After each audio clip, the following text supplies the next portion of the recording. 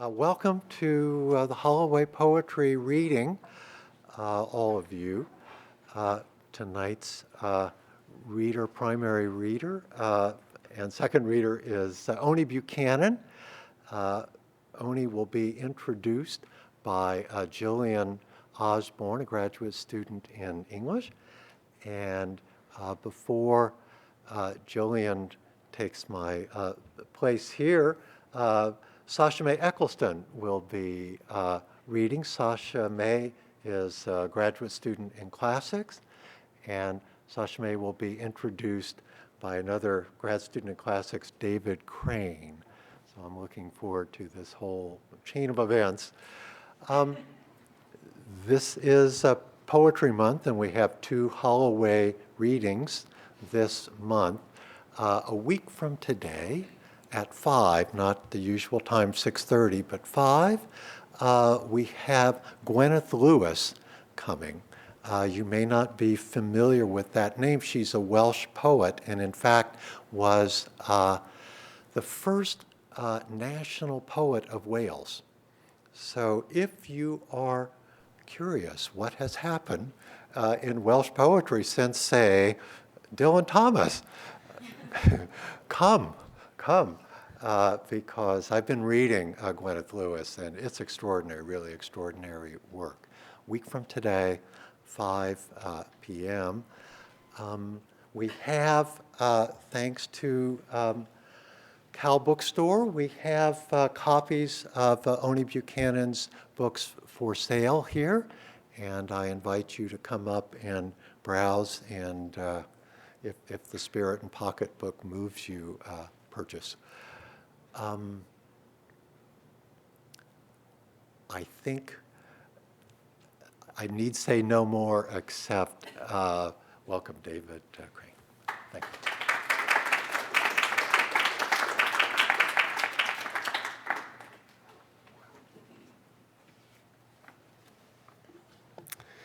Hello, everyone. I have the job and the pleasure of introducing Sasha May Eccleston to all of you. It is a pleasure because in her 2 years at Berkeley, she has become one of the best friends I've ever had. It is a job because it's very difficult to convey the magnitude of her accomplishments and no less her personality in under 5 minutes. Sasha is a compatriot of mine in classics, as you heard. But I would say I know less about her professional self. This is the Sasha who received a BA with honors from Brown and an MPhil with distinction from Oxford. The Sasha who is a Telluride Fellow and a Mellon Mayes Fellow and who continues to volunteer for both organizations. And the Sasha who is currently a Jacob Javits Fellow as well as a Rhodes Scholar, and who, for all of these reasons and many more, has received honors from the New Jersey chapter of the NAACP.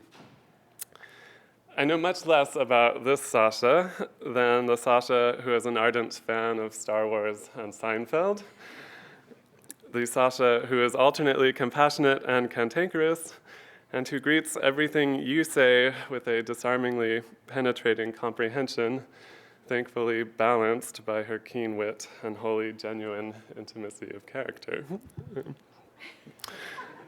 In preparation for tonight's event, I've been given the opportunity to learn a little bit about Sasha the poet.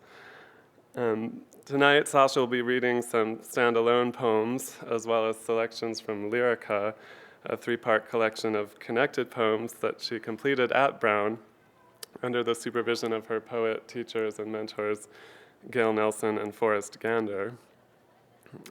In contemplating this dimension of Sasha, I was gratified to find elements of the woman I know rendered fantastically in her poetry, as well as some illuminating counterpoint.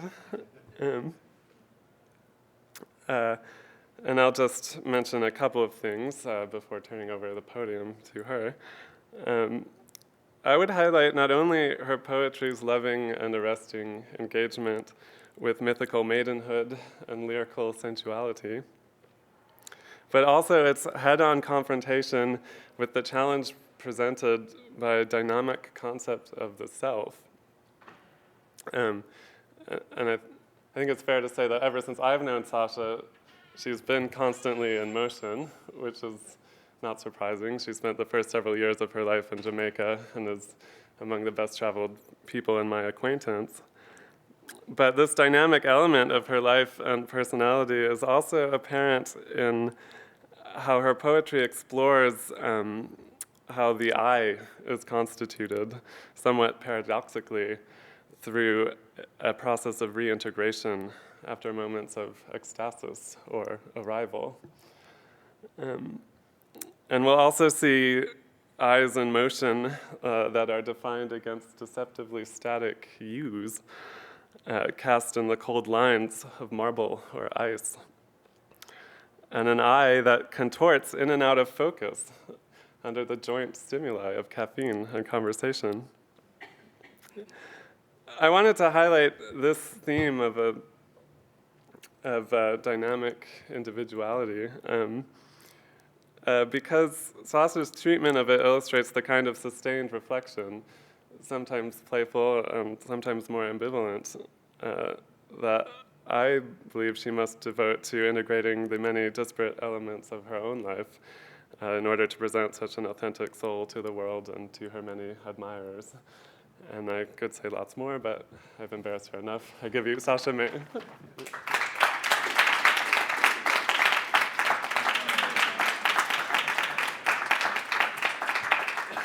Isn't he sweet, you guys? Can everyone hear me? Yeah.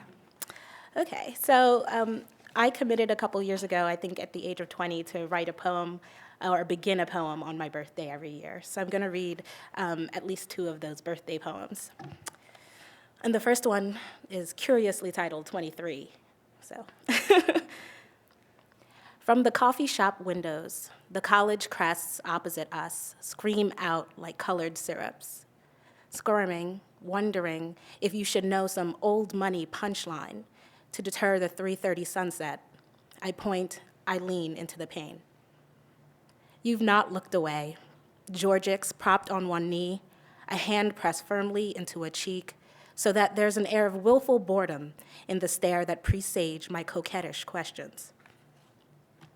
As a child, moved by his mother's blatant disapproval, I uncontort, and I present the me not distracted by baubles and storm clouds that simply cannot see what longing looks like. Soon only cyclists beg our attention. I've dandled your ideas about far too long. You've deconstructed me through irony and patience and a resigned deference. Once outside, I notice there are puddles, beige slabs, wires, all reasons to zip up and make plans for tomorrow at noon. And the next poem was written on my 24th birthday, and it's called Menarche, or Men Arche, which is a pun that I can explain to you. Not here. You have cut me down to half my age, bleeding, for the first time, wondering if this means I have some explaining to do when mother comes home. Without words, your exhalation, I imagine, moves like the suddenly closed front door. Arrived, apologetic, lists spew forth, naively composed a face, cut in marble casts, shadows reluctant to betray either comfort or fear. Breath stands poised now, my legs fuller, hands in their accustomed shape, fingers intertwined. This next group of poems comes from the collection that David mentioned called Lyrica, which took a lot out of me and is still one of my favorite things to work on. I'm still rereading it and seeing how things fit together. It's the largest collection I've ever written, and so I'm just wondering what goes with what. But none of them have titles, and they're just numbered because I really want them to be a sequence of things. And the first set come from the part that's inspired by the hymn to Demeter, which is a hymn that tries to explain why mankind has a cycle that includes fertility and sterility. And it includes the rape or seizure of Demeter's daughter, Persephone, in some traditions, and Hades, the god of the underworld. 1:1. If she had to describe it to friends, to the violet-picking one, to the one searching for crocus, and the one-time friend who could think of nothing but rose. If she had to, she would say the only thing she missed was his throne. Its gold gleamed amidst brimstone, and while upon it, weighed down by something she could barely sense, he became at ease. As soon as the fragrance, if she could remember it now, that would prove truly helpful, came near. She would say this, and they would not understand. Then they would all look to the sky, awaiting lightning. 1:5. He had imagined on his ride up what her first word would be. It must, he says, while looking through the fifth level of ether all about him, be a question. He sees his brother, bearded, aglow, content, knowing the disappointment will rain down on him for eons, and that the aegis is one's right to harangue. One hand is outstretched now. Things are moving faster, and he tries to ignore the seeping between the spaces of his teeth. She's mine. This is 1:9, and this is probably my favorite of all of the poems. In his mind, the distance between taking and having was minimal, while the dynamism of visual contact he reckoned as infinite. To see her sigh translated into lines of ambrosia, feasts of smoke, propitiatory sacrifices, fear and garlands. That is, his tenderness was edged like ice cubes changing form, and she the cause. And this is the final Hades Persephone's poem, 1:12. Either by blessing or ill wish, she knew of cycles, ring-shaped plaguing to which her privilege made her subject. It took seat in her mind. She may not be the first. She could be a complication, overturned. The wrinkle of this thought visible made him distill his discourse to the pinhead of his existence. Simply find the ripple of comfort known as blindness, seep into its warmth, stripped of panoply or surrender. And this next poem is from the third part of Lyrica, which this entire section was inspired by a very, very difficult senior year where I was trying to write 2 different theses in 2 different disciplines. And so I had insomnia. And one night I got a visit from the ghost of Kurt Cobain, of all people. And so this poem is about that interaction. I am worried you will find me huddled under the scraps of self-indulgence, mine longevity, and yours pity. Both of us trying to wish self away. The corn silk cheek to cheek, like cooing of pigeons, draws our feet as regard adds the static to the all about. It takes down molehills. It performs enormities. No, I've no use for an adamant. In you, I have rhapsode and labyrinth, and I am simply won over. And this next poem, which is called, has a title, it's outside of Lyrica, it's called Will Be/Won't, and it's inspired by my favorite poem, which is Another Night in the Ruins by Galway Kinnell. And sometimes this poem really speaks to me, and sometimes it really bothers me, and I'm not sure where this falls in that, but I reread it all the time, and I simply just can't make peace with it.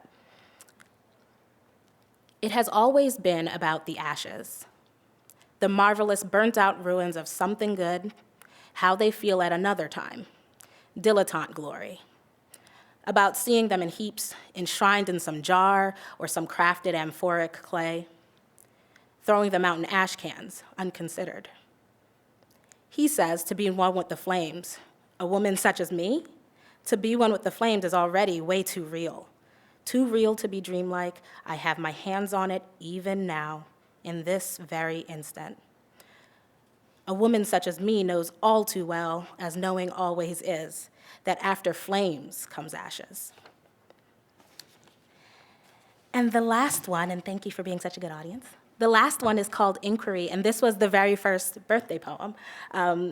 It's written on my 20th birthday, and I'm not sure if I believe what I'm saying anymore, but it's good to revisit what you claim. It's called Inquiry. The blankness of our pain, like moonshine baby in Jamaican fields, is so bright that we cover our eyes and nestle our words in blankets embroidered with gold memories. My wounds invite you to look so closely that you leave your back exposed to my ever-ready and never quite willing sting, a reminder that I am quite drawn to your skin. With you bending to observe and me twisting to make contact, we act out what I think is patois mannerism. The soul luminescent is what we refuse to say. Our empty words take up so much space that we have little chance to breathe. The fatigue of producing so much fodder soon weighs us down. Our extended muscles, our internal anxiety collapse, yielding to the tension that comes from a simple inquiry of, how are you doing? Which from all my 20-year-old rumination, I can only understand as, are you alive without me? Thank you.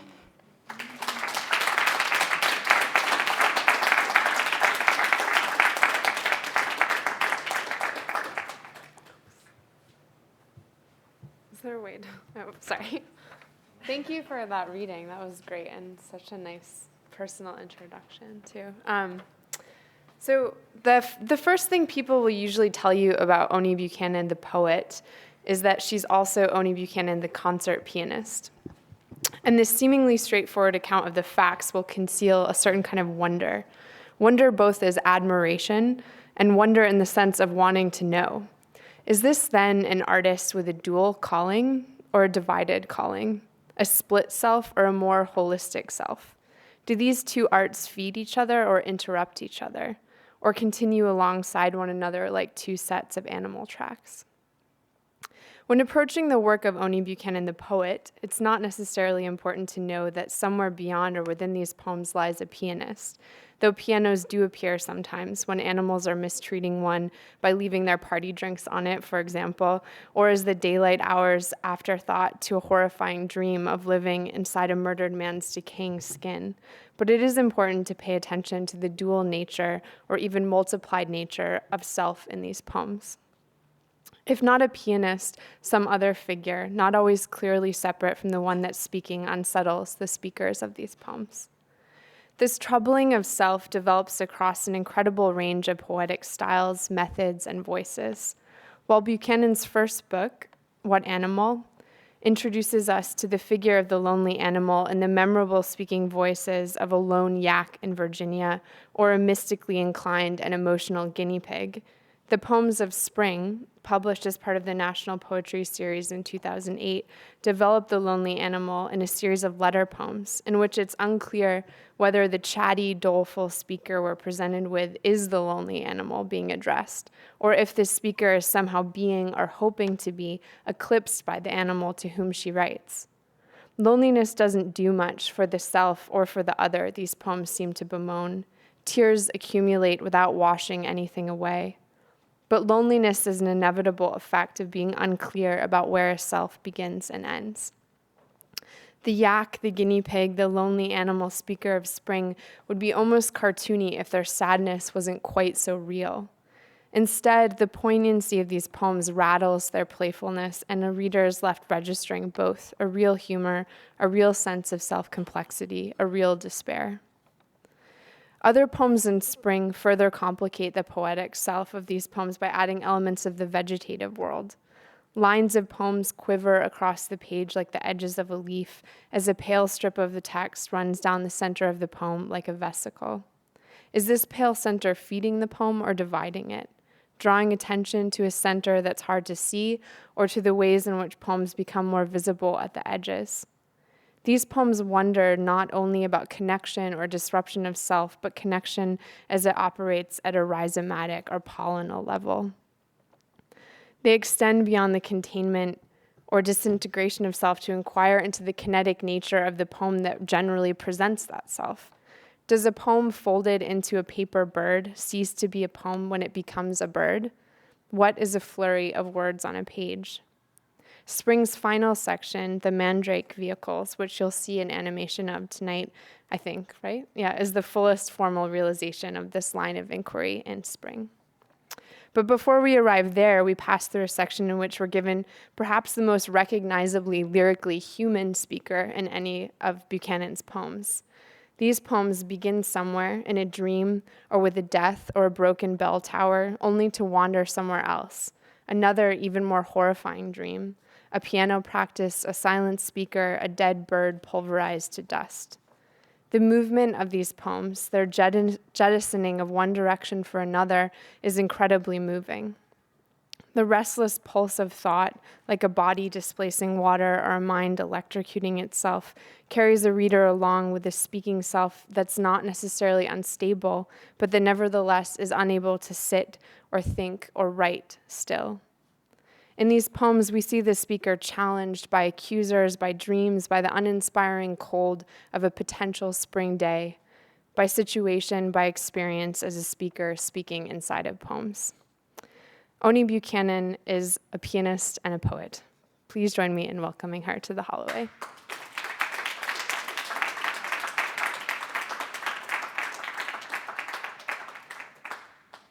Wow, I think that was the most fantastic introduction that I've ever had. Thank you. That was amazing. I don't want to read now. See you. No. Just kidding. Speaking of the choices of self and the plurality of selves, I'm going to start with a poem. Very concerned with that. It's called Selection. And the words on the page are spaced out in very small segments across the page. There's this whole grid, and the words are kind of interacting with the words around them, and they create separate smaller word clusters and columns that give fragments that could have been the poem but aren't exactly complete. Or I'll read some of the fragments after I read the poem, but if I'm going to be pausing a lot, and that's because the words are spaced out across the page. For the real animals, the coded animals with their finite sequences, live in a physical space surrounded by all the versions they could have been, all the invisible, the almost animals, almost given breath to exist, or breath in time, just as breath sculpted in time makes a rhythm of real words that fill portions of the invisible grid of stressed and unstressed syllables, all the infinite words that could have been spoken, sounded in space.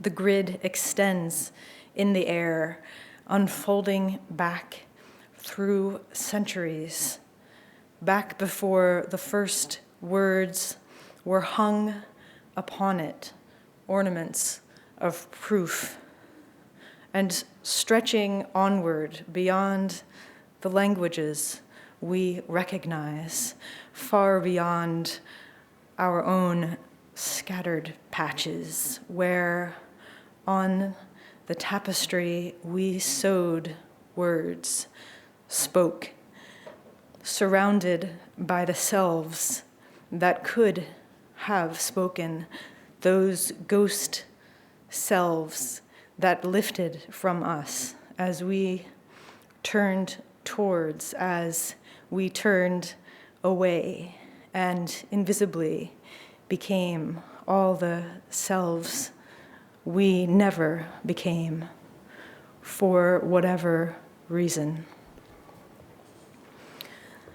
And then, as I said, they kind of like form these interior clusters that don't add up quite. At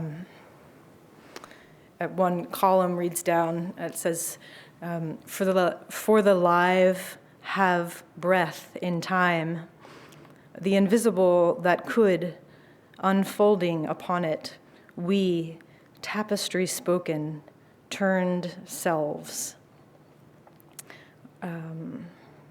The coded space invisible, the breath of real and unstressed, sounded centuries, and our own spoke selves away became. It's kind of almost, almost coherent shapes.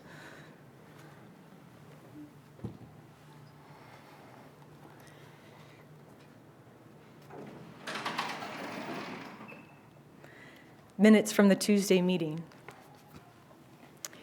We worshipped the animal by cutting off his horns and grinding them to bits of dust, which we contained in small glass beakers. We worshipped the animal when we unwrapped his inner workings from his skin, peeled him with special scissors, a sharp metal. Careful, we kept his outline together that it might still cast a shadow, because what is volume to a shadow? We could have pegged a half-skin to the light board. We could have cut out 10 animals from his own animal skin and pegged them to the light board and arranged them in a circle and said to him and pointed with a pointer, "Here, here, here you are, all these animals you never called by name. Do you recognize? Do you hear me, dead ear?"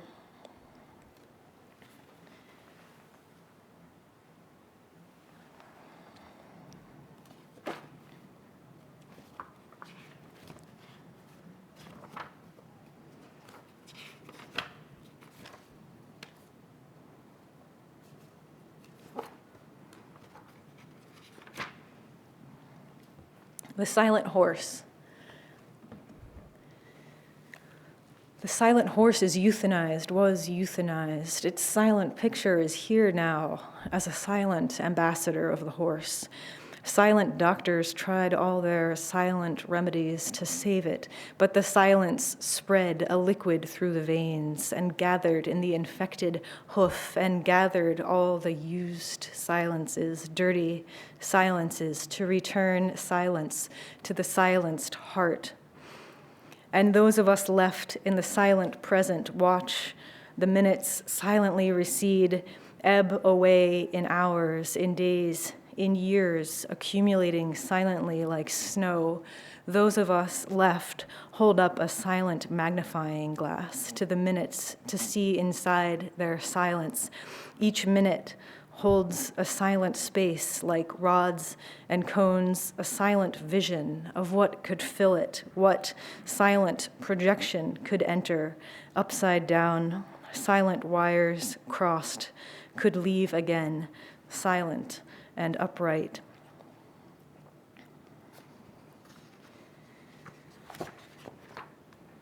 So, speaking of silence, I have this long poem. It's called Palais de Marie, and it's that title is a title of a piece, a piano piece, solo piano piece by Morton Feldman, and he's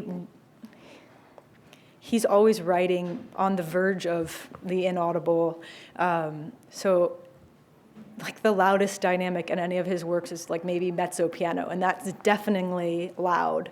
When you have the other thing he does is write for huge durations of time. Like he has a quartet that's 4 hours long, and you at some point in the experience, it's so interesting the effect of the duration, because before you sit through it and live through it, you're like, I get it already. Why do I have to sit here for 4 hours?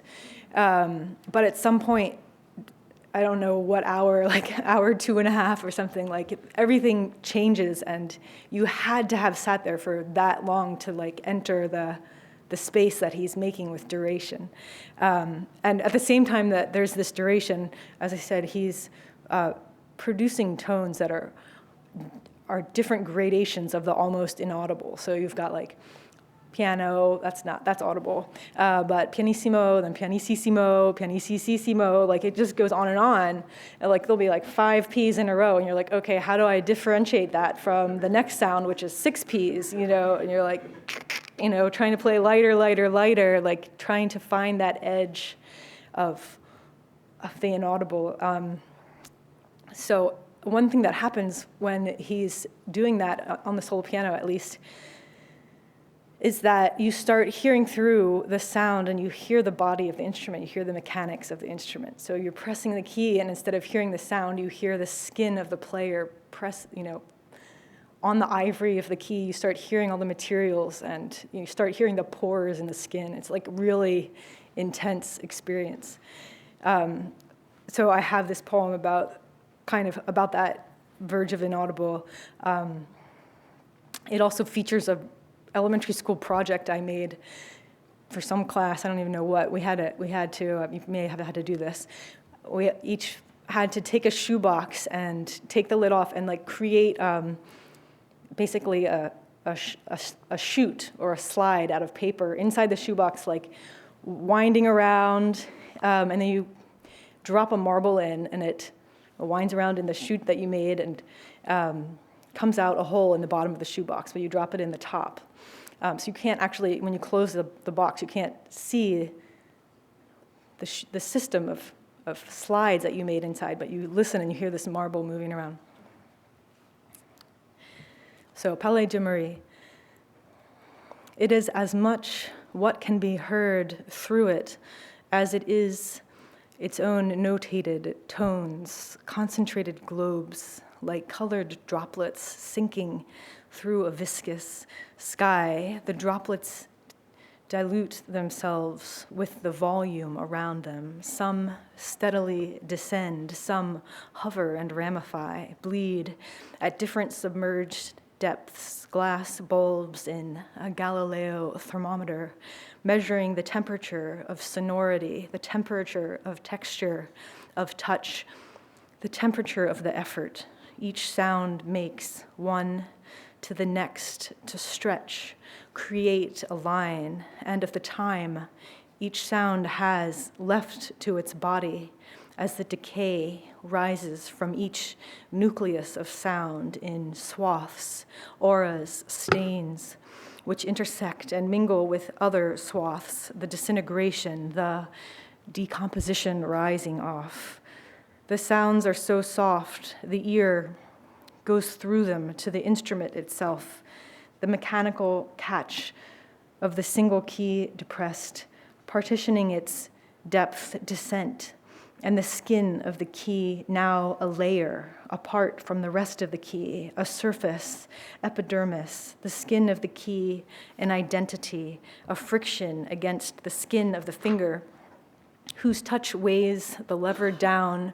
There is blood underneath the skin, barely the slow hammer rising inside the black body, almost negligible, the scent of metal on the struck string, the cloud of metallic molecules puffing off from the surface of the coiled wire, an explosion at this level of magnification, shrapnel dispersing in the air in which I breathe. My mind has never been so quiet and at the same time so alert, everything transparent. My skin is growing new cells. I hear their borders pressing up against the borders of the current cells. The blood is circulating with a low rumbling like ribbons drawn through a cardboard box. Once I made a network of folded paper channels in a shoebox, then taped the lid back on, cut 2 holes you dropped a marble in, the hole in the top, then just listened to it rolling around inside the shoebox, traversing invisibly the elaborate inner contours. The idea was, how long can you keep the marvel moving around in such a finite space? How slowly can it traverse its course? At first I thought, how long can you delay the end? I found the second hole. I looked directly in. I stared without blinking at that cusp just inside the box where the outside light penetrated in and was engulfed by the inside dark. I knew if I looked carefully enough, if I held my breath, if I didn't allow distraction, I would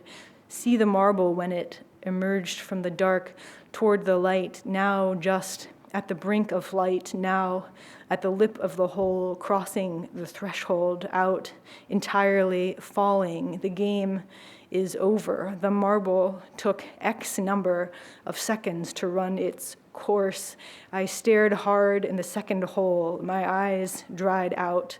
I hallucinated multiple marbles emerging from the dark. I thought, how many deaths can befall one witness searching for death?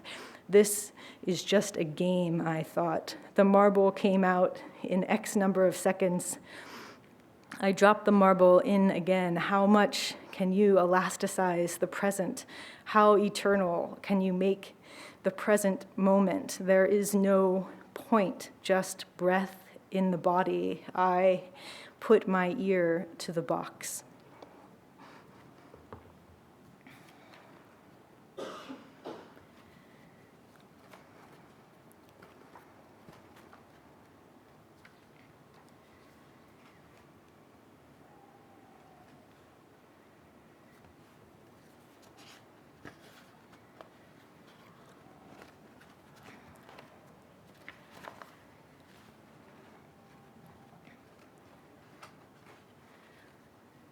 So then I got very obsessed with repetition and the duration of a repeated word.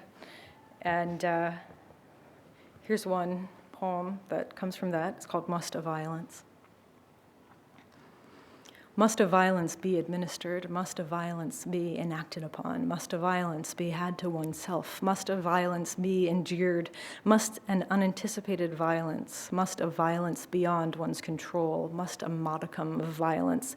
Must a dosage or capsuleful of violence? Must an irregularly dispensed occasional vaccination of violence? Must a violence be inflicted upon? Must a violence first be undergone? Unless a machine is built, unless a machine can anticipate, unless a machine's precision, unless the exactitude of a machine can be employed, unless the clean functionality of a machine, unless the useful reliability of a machine, unless a machine's metallic composition, unless a machine's efficiency and preoccupation, unless the spinning cogs of a well-oiled machine, unless the gears and circuitry of a handsome machine, unless a machine whose constant vibrating hum, unless a machine in synchronization, unless a threshing machine be devised, unless a winnowing machine, unless a machine is invented by inventors, unless a machine can first predict, unless a machine can graph and then extrapolate. How many hits does it take? How many hits to disassemble? How many hits to scatter the ingredients in a useful circumference? How many hits to decontextualize? How many hits to see the material on its own terms? How many hits to purify the elements? How many hits to distill the proper essence?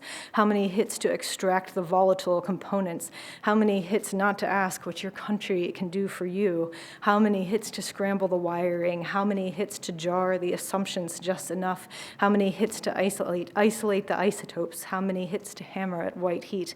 How many hits to break the bonds and reforge the remnant molecules? How many hits to loosen like a tooth that offers a newer tooth beneath? How many hits to solve a logic puzzle by ejection button? How many hits to tear the canvas and break the glass? How many hits to lay it all out? How many hits are just enough hits? How many hits are not one too many hits? How many hits are the perfect number of hits? How many hits are a grand slam of hits? How many hits are the exact duress of hits? How many hits to achieve a boiling point of matter? How many hits to execute with great precision? How many hits to reach a certain brink? What is the certainty of the brink? What is the indisputable, most defining characteristic of the brink? What is the je ne sais quoi of the brink? What is the elusive, unplaceable perfume worn discreetly by the brink? What is the quality of air surrounding the brink? What is the punctured skin or surface area of the brink? What is the ragged groundwork, the contour of the brink? What is the fluctuating elevation of the brink? What is the mercurial temperature by day and by night of the brink? What is the precise longitude and latitude of the brink? What are the geological constituents of the brink? What is the constitutional makeup of the brink? Is there a flag staked at the brink? Is there my country's flag staked at the brink? Is my family's crest staked at the brink? Is my clan's necessary plaid staked at the brink? Is there a base camp at the brink? Is there a campfire at the brink? Is there room for footwork at the brink? Is there a showcase at the brink? Is there a rationing of provisions at the brink? Are the comestables divided fairly at the brink? Will the pork be salted at the brink? Is the brink made of salt? Is the brink made of ice? Is the brink made of stone? Is the brink made of red clay? Is the brink made of dust? Is the brink made of petrified wood? Is the brink made of flower stems? Is the brink made of animal pelts? Is the brink made of eggshells? Is the brink made of fruit rinds? Is the brink made of rats' nests? Is the brink made of calcite? Is the brink made of teeth? Is the brink made of feathers? Is the brink made of marble? Is the brink made of straw? Is the brink made of chaff?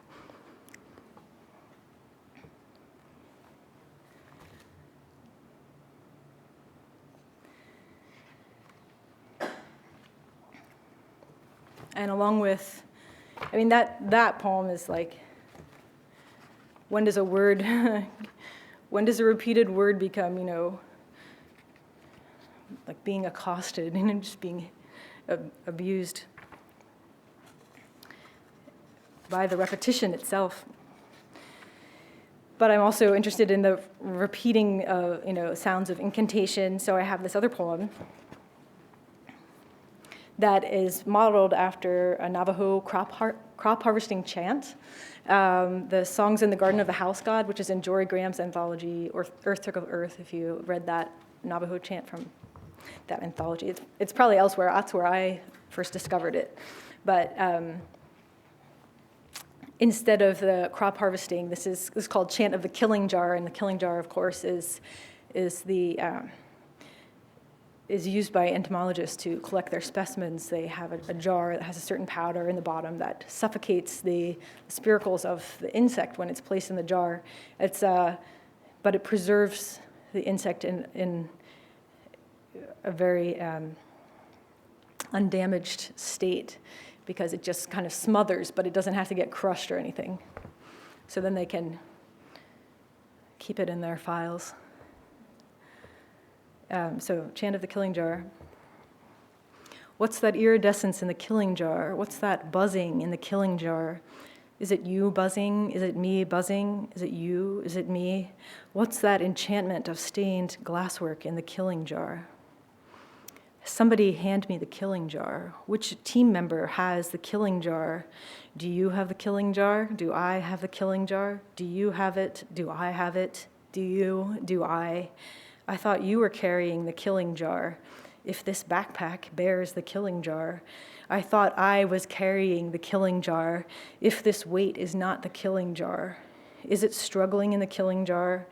Is it subsiding nicely in the killing jar? Is there minimal damage to the specimen in the killing jar? How long till it is overcome by breathing in the killing jar?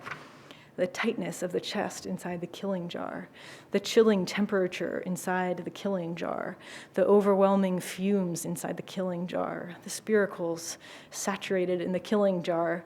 Is it fully saturated in the killing jar? Is it done now in the killing jar? Did you leave the killing jar beneath the ferns? I was on my hands and knees. Did you leave the killing jar at the mouth of the tunnel, the pathway networked underground? Did you wedge the killing jar in that crook? The roughness of the bark kept it fixed in place. Did you forget the killing jar on that flat rock? Only the visible portion of the rock is known to us. My calluses are rusty from the killing jar. Is there a vacancy in the killing jar? Did we bring an extra killing jar? Can we empty out the killing jar? I can barely hold on. Somebody unscrew the lid. Somebody help me stuff it in the killing jar. Shall you stuff it in the killing jar? Shall I stuff it in the killing jar? Shall you stuff it in? Shall I stuff it in? Shall you? Shall I?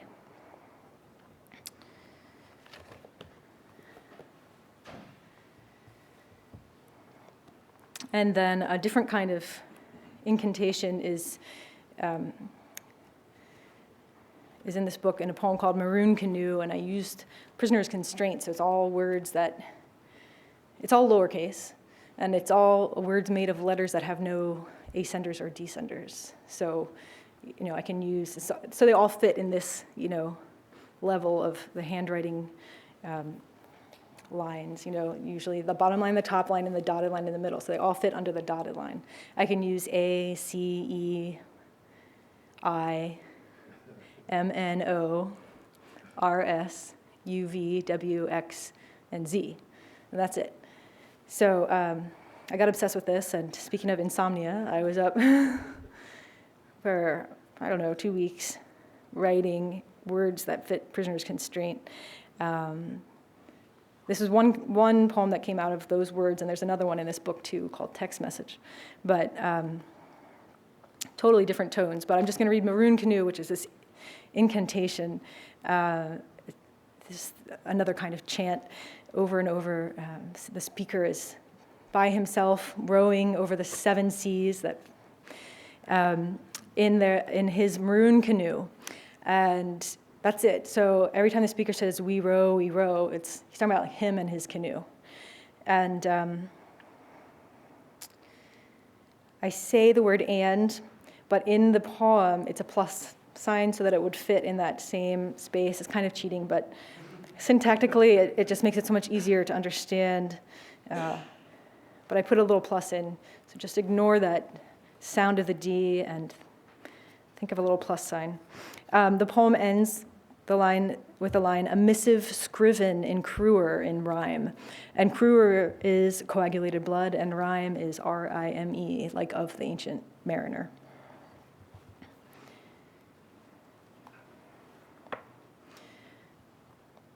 O canoe, maroon canoe, over mesmeric waves we row, over an azure Ionian sea, over mariners' mum communion, over Icarus's unascension, over men o' war and runner missions, over ice-run ruins, over anxious cruises, over seismic omens and Vesuvian ooze, we row, ravenous sea, reassure me, reserve me an amnesia, caesura, a serene unconscious ease.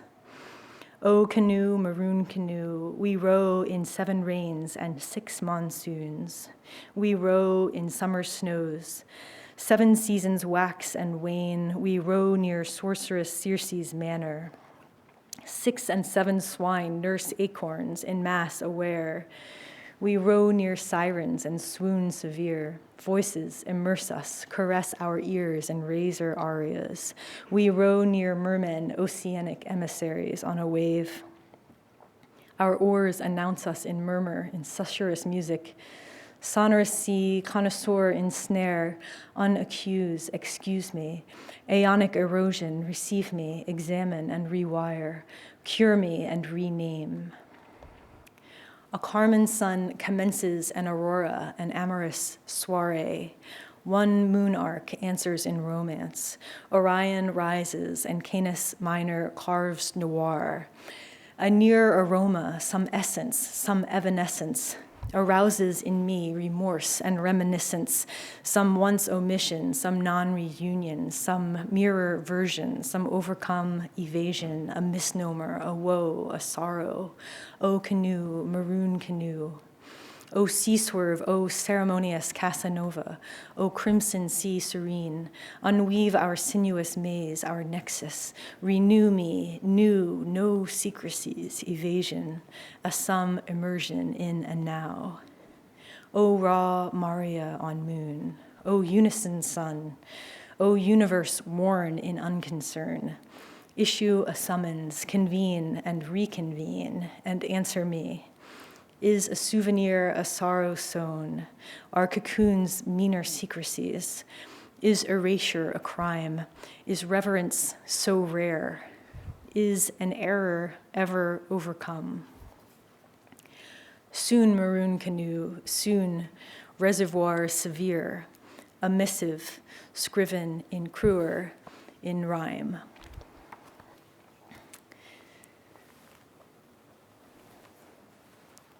So I'm going to get to the Mandrake vehicles now.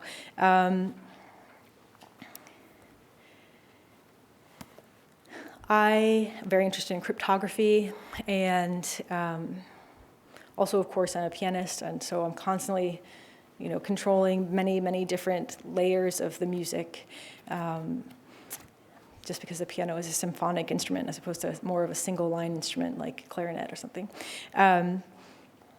But as far as cryptography, I'm very interested in secret messages that are visible but invisible, and so this kind of features that the Mandrake vehicles form that I invented kind of features that. I also was very obsessed with the mandrake plant, and there's two species of mandrake plant that I conflated illegally with my poetic license. That's the European mandrake and the American mandrake. American mandrake is also known as the May apple. I don't know if you have May apples out here, probably not. It's like deciduous forest kind of plant. But those pictures are of the May apple. It just, like the non-mature plant has one stalk and one big green umbrella, and the mature plant that can bear fruit has it's one stalk but that divides at the top and has two green umbrellas, and at that crook, the flower grows and it turns into a poisonous fruit that hangs like a head from that notch, and then the fruit ripens and people can eat it and make marmalade or whatever they do. But the plant is a very literary plant. It's the second most popular plant other than the rose, and it's mostly the European mandrake. But we'll just conflate them like I have. But the plant has many, many uses. It was an anesthetic, and it's one of the first anesthetics used by surgeons. But if you use different amounts of it, it's either, if you use a small amount, then you begin to hallucinate. If you use a medium amount, then you're anesthetized and can have surgery performed on yourself. Or if you just continue taking shavings from the stem, then you end up committing suicide because it's that poisonous. But other than that, it has a root shaped like a human body, and you've seen that in Pan's Labyrinth. The root, the little daughter puts the root under her mother's bed, soaked in milk, and it's supposed to help with fertility and help with childbirth. And if you wrap the root in silk and put it in a basket, it's supposed to bring fortune. It's supposed to have gold coins. Yeah, don't get any ideas. It does all kind of. The human figure was used in witchcraft rituals, occult rituals, and other than that, it heals warts, it heals herpes, it cures deafness. There's just many, many reasons that you would want this plant. The American mandrake is actually being used right now for cancer research. The complication is that this plant is rhizomatous. It has a root system all the plants are connected underground. And supposedly, so if you pull one plant up, you're destroying a whole raft of plants because you've just broken the root system. The lore is that if you pull up a mandrake plant, it emits a mortal shriek that will kill you. That was redundant. But so that's the problem. And there were solutions made to harvest this valuable plant, including excavating a hole around the root of the plant and then tying a dog to the root. And then the owner goes distance away and calls to the dog. The dog comes running, pulls up the plant in the process, and dies. The dog is the life that dies because it's the living thing that overhears the mandrake shriek. And then the owner's like, oh, great, I've got this plant. And meanwhile, the dog carcass is lying there on the ground. And you imagine the dog had a name and that the owner called its name and that it recognized, came running. But anyway, so I was creating this rhizomatous system here. What I did was I started with this surface. This is the splash page, and there's 3 surface poems, and they're each like a big text block. Looks like this. It's just kicking in here. Every surface poem looks kind of like that, just a big text block. And so there's 3, and you can just read across left to right like you would just read a regular book. But the surface poem of each of these vehicles is about the plant itself, about all the lore, about the biological development of the plant, and so forth. And each surface poem contains inside of it 2 secret poems that are revealed as the poem progresses. So they're actually visible right now, but you can't see them because of the presence of the other letters. So the lighter, like you have got the surface poem, and then the lighter poems, the lighter letters lift off the surface of the poem here, like that, and they leave behind heavier letters that are going to make the second poem here. This is a liquid layer, and I'll go over that later, but these letters are going to solidify horizontally into the next poem. I'm just going to skip through the liquid layer, but I'll do that later. So here we go. There's the second poem, which was those letters in the same order as they were in the first surface poem. It's just now they're visible. And then again, letters lift off, and we go through another liquid layer, which I'll explain later. And the final poem solidifies here. That's the central utterance. That's at the center of everything. So all of these words are made of letters that have participated in three layers of the poem. And so I'm connecting, try to connect the words to, I'm going to read the third one, so I'll just show you an example of what I'm talking about. I kind of create these new etymologies by connecting the residue that the letters carry. So for instance, if you're at the center here, I just skipped to it, and you start with silver U.S. bombs, and you wonder to yourself, those U.S. bombs that are made of silver, where did that silver come from? And then you just back up to see where it came from, literally in the poem. And there it is, a sin that was delivered. You can see it at the top here, silver. And then you can see that was this, poised sin, deliver. So a delivered sin is what created the silver that created the bombs. But where did that delivered sin come from? You just keep going. Sleep in delicate voice. Sin, deliver, yeah, it was sleep in delicate voice. And what that is in reference to is often the surface poems are in the voice of the plant itself or about the plant, like I said, for it promised sleep in delicate voice. That's the plant like saying, I can put you to sleep, I can solve your problems, just take a little bit more, just take a little bit more. It's this alluring voice of death in the plant that creates this delivered sin that creates the silver in the bombs. Do you know what I mean? So everything is, all the letters are all interacting kind of at that level. So I'll just read through one so you can hear the different layers have different characteristics. This top layer is always more stream of consciousness, and it has all these references to the plant that it's pulling in all the time. And as I said, sometimes in the voice of the plant, like this one has the italics, and those are the plants speaking.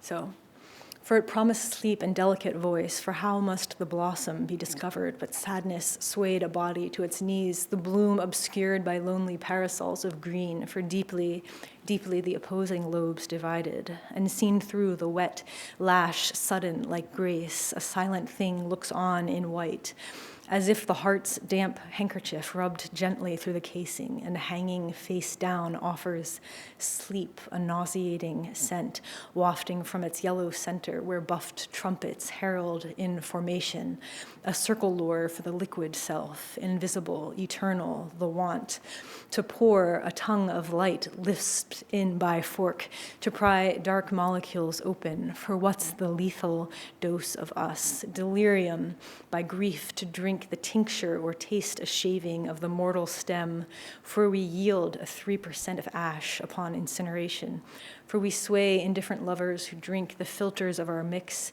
for rubbed externally a burning, though the moon be full above the gallows tree, or infusion of the extract, or inhaled soporific vision, procession of the dead, the threaded animals who came when called, unknowing, tied about the excavated base and called by name, came running toward a loved familiar voice. For we the first to rise before the panoply of leaves, and we arriving through the thaw, the urgent cloak of bones, we cover first the wreckage. But then the swelling of the flower into sphere, which sometime in the ripening from petulance to succulence persuaded, and sometime blushed to yellow, fragrant, for all about the sun, the air, the moss, converged in steadfast deed, an easy warming of the basking leaves, a buoyancy of petal, a soft embracing of the fibers, and from the clenched green surface of the rind, worked inward to the center, from all sides inward, and found there a petal hiding, its dented crown in shambles, its anguish befuddled, and it ripe for a new wondering. So swayed the thin shafts of poison realigned to nectar, the undone toxin, ripe for the bee sip, to rosin the drawn legs of the grasshopper, varnish for the pulled note, a stay in slash against the slate. And this is the end of all three, so it's kind of taken out of context here, but then the lightest letters, i.e. those that only participated in one word, lift off, and you've got this liquid layer, which is just a grid. The letters, I imagine, we didn't reproduce this in the animation, but they are kind of constantly vibrating around in their grid. They're drawn like, chemically kind of to other neighboring letters that have, the opposite charge or something. And they form other words by sliding along. Like you can't exactly tell if, what words are going to come at you, like, blow, bloom, arms, what's happening, you shred, I don't know. You're kind of, the letters are attracted to either side of themselves.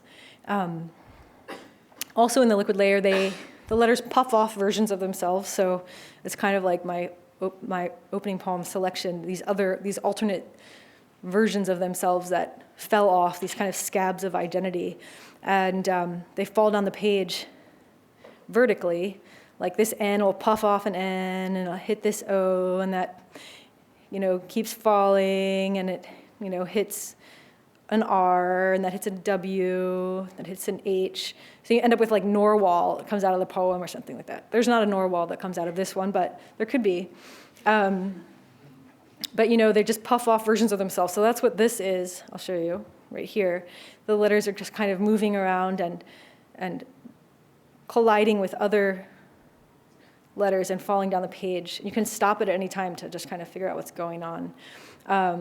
And these are detritus words that are falling out to the bottom of the page. They're the trash cast off by this whole process. They're the sweat of the machine.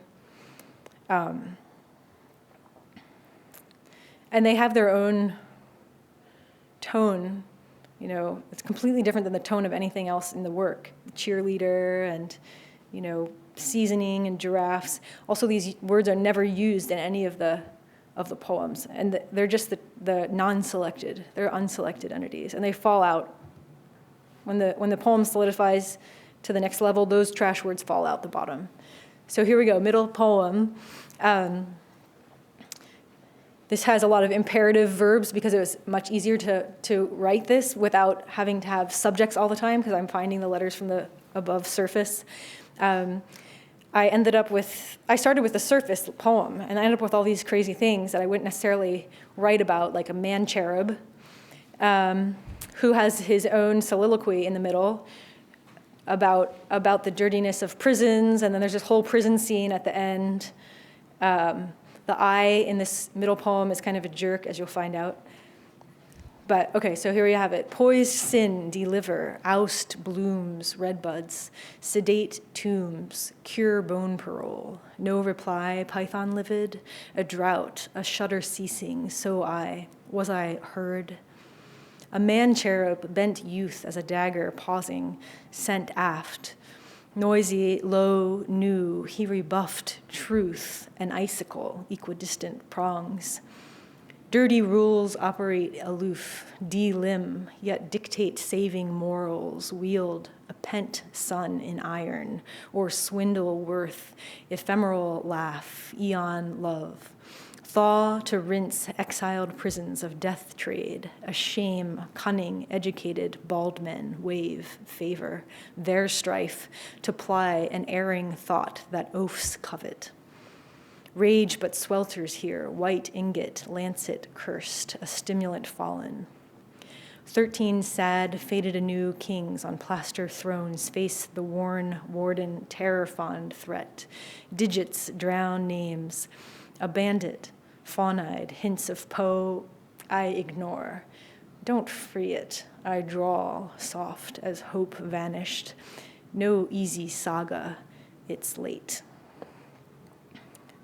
We go through one more liquid layer, and then we reach the core. Oh, wait, sorry, letter liftoff. These letters are ripening, and there's a color narrative, too. At this point, it's following the ripening of the fruit, but this is over-ripened, and it's become this kind of gruesome blood red type of color. And here we have the liquid layer. Some of the words are falling out. Garish, salamander, awesome. Awesome is out of there. Donut. Gonad is right next to donut. That's unappetizing. Yale, goodbye, Yale. Lantern, and so forth. Unicorn, bronco. Okay, so those are the trash words. Now we've got this core poem. And always very concentrated, but not, surprisingly, not nearly as syntactically dense or tangled as that middle poem. So it's very strange how it comes out the other side. So that ripening of the color ends with this abattoir, the slaughterhouse. So core poem, here we have it. Silver U.S. bombs, curb parley, variants. Runt adage, ruses lower truant ogres. Rallied violent unions, deep malaise is the sham. Induced merest rifle thugs. Coverage, butters, rainers. Emulates faking, parroted, error-fed drones. Abattoir, red loophole. So that's that. And then, each of these vehicles has goes through their own set of those 7 stages and has their core poem, middle poem. And so then you're faced with the puzzle of trying to figure out how all the poems of all the vehicles are related and how all the letters are participating, et cetera. But that's the end, and thank you so much for coming. Thank you.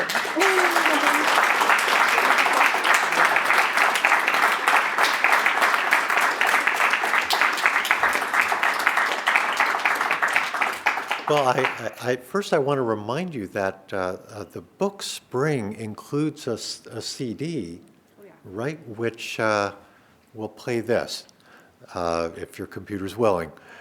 But more pertinently now, Oni Buchanan has kindly agreed to take a couple of questions, if you have them, about this work or others, including the question Jillian started with. Yeah.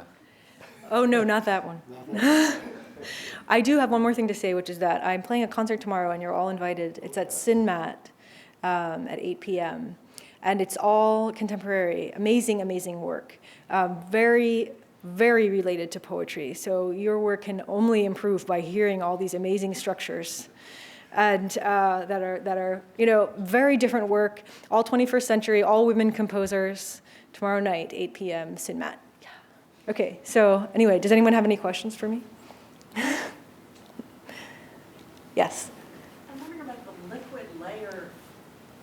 How does that work? I mean, do you control what falls? Do you know what I mean? How does that? Yes. Well, okay.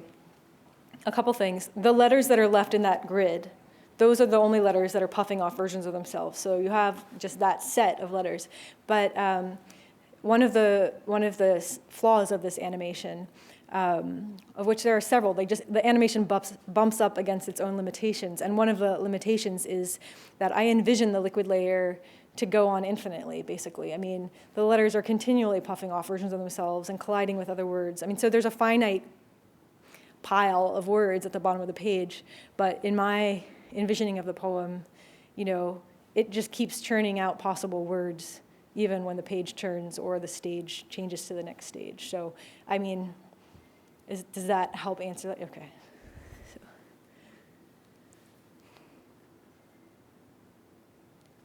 That's it.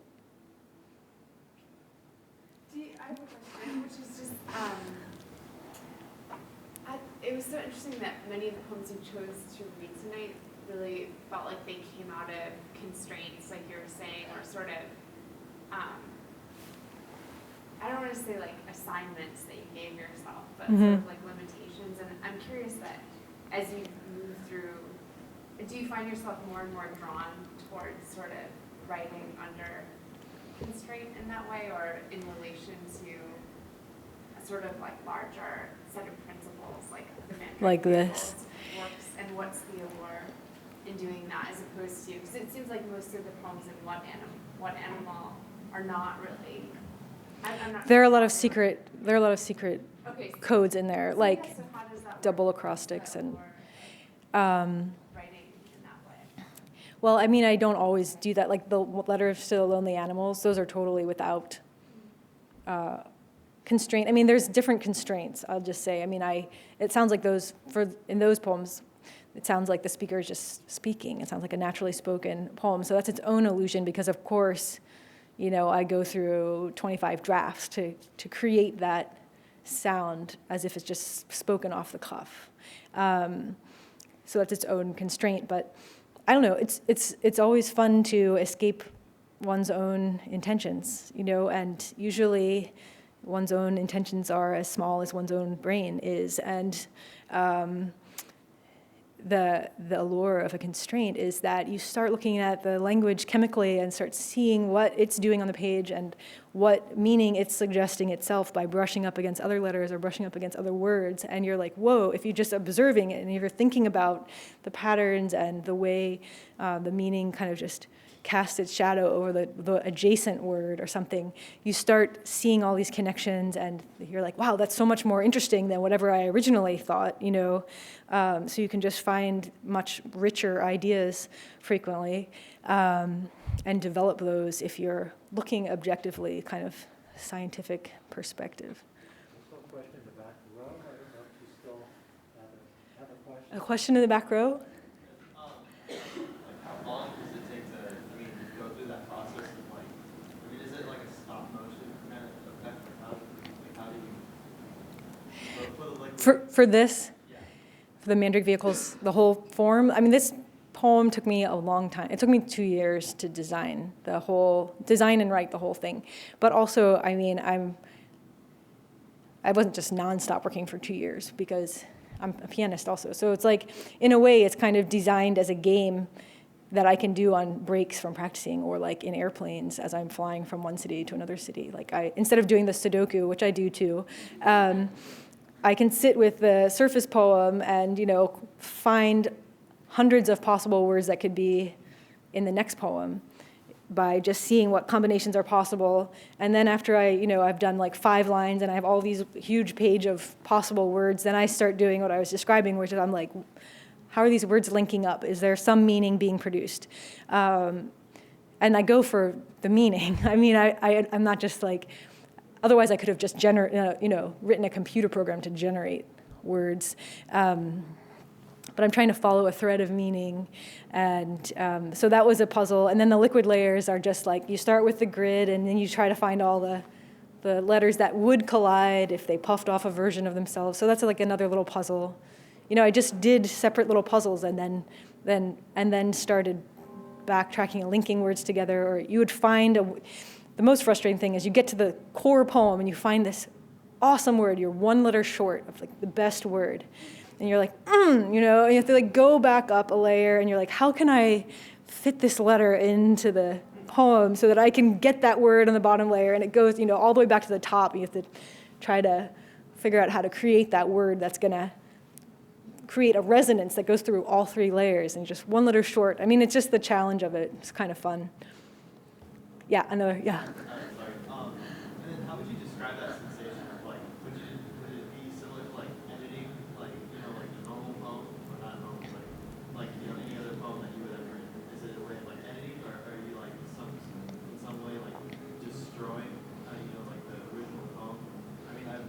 tried to write a poem like how Ronald Johnson, what he did with Paradise Lost, and I tried to do that with like a Hamlet piece, and I felt like I was just destroying, this work of literature.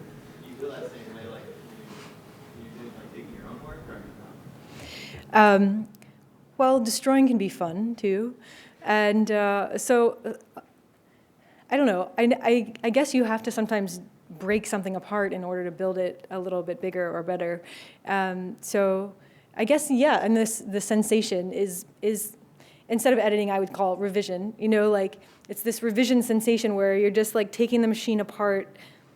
I mean, in a regular poem, my revision is like I'm looking at it and I kind of try to distance myself from the poem or like read it backwards or, just show myself certain lines or certain words so I can really kind of supposedly objectively see what's happening and see if there's some exit chute that I missed or some like detour that I could have taken, some other thing that I could add into the poem. And it's always thrilling to find possibilities. So it's the same. I mean, it is the same sensation except you're starting with like less. You're starting with even more abstract. I guess it's not even abstract, but like totally concrete material, like just the letters, and yeah, it's just thrilling to find something inside it and be like, this works. It's a eureka kind of sensation.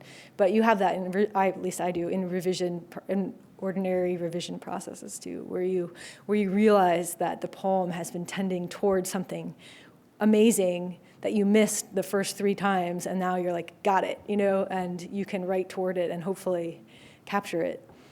But yeah. Thank you very much. Thank you. Thank you.